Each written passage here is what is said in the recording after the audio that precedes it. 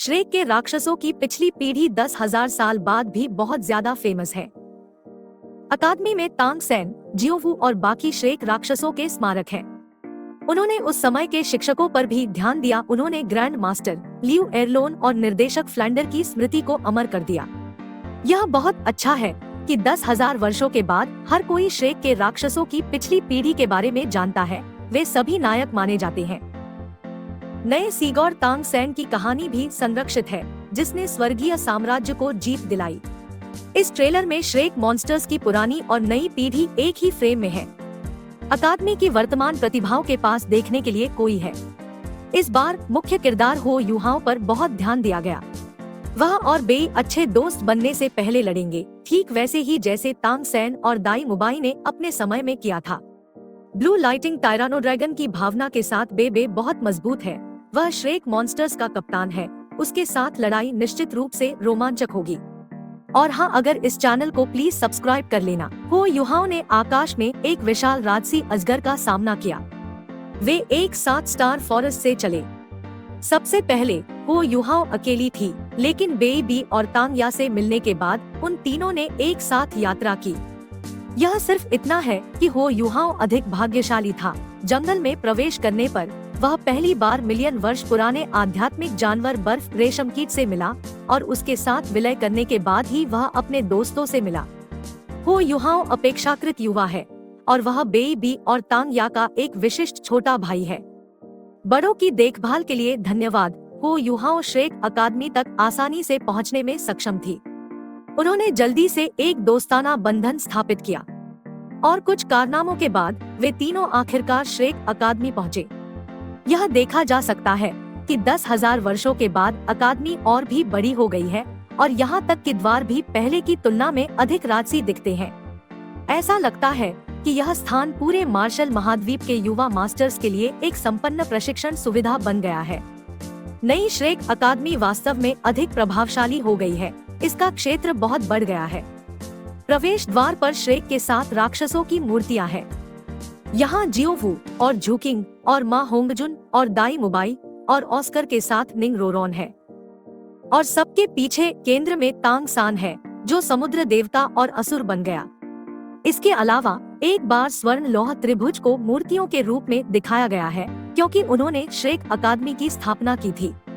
उसी समय मुख्य पात्र टैंग वुटोंग ने वांग डोंग के रूप में प्रकट होने के लिए अपना पहला और अंतिम नाम बदल दिया।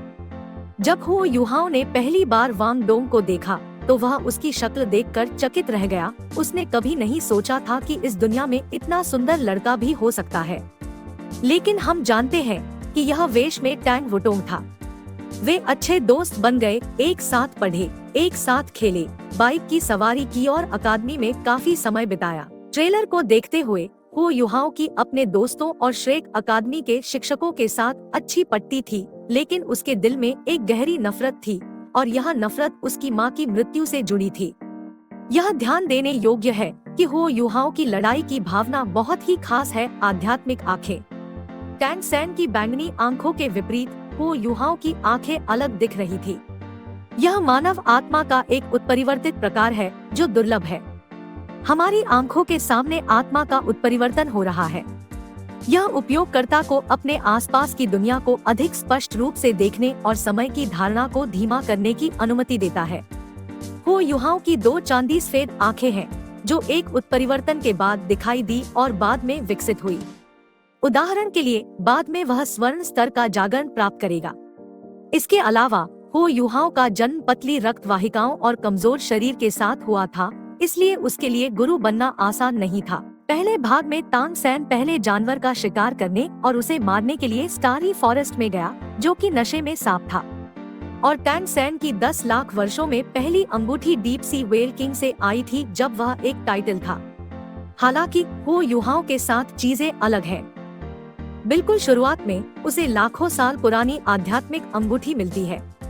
यह जानवर बर्फ का रेशम कीट है। हो युहाओं ने प्यार से इस कीड़े को भाई कहा, क्योंकि उन्होंने एक साथ काम किया था।